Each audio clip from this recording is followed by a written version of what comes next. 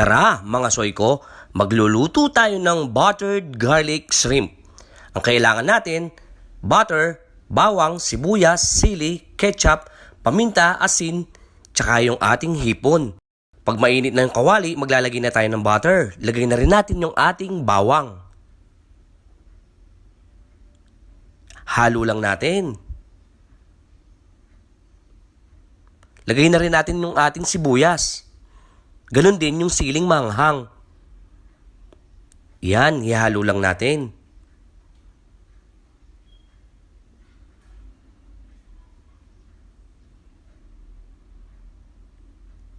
Ilalagay na rin natin yung ating hipon. Lagyan natin ng paminta. Lagyan natin ng asin. Ihalo natin hanggang sila yung maluto.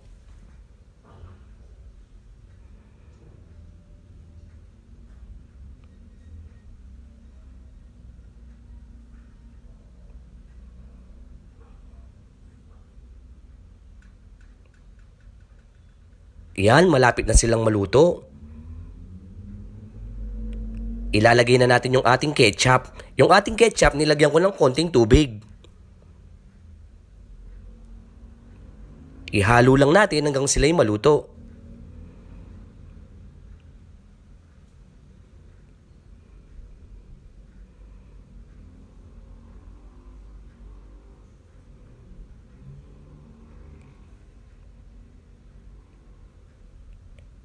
Hindi na natin kailangan takpan. Yan, luto na.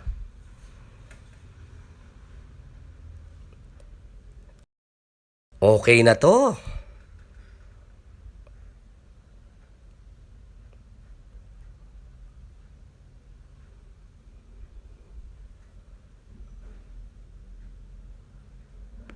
Luto na yung ating buttered garlic shrimp.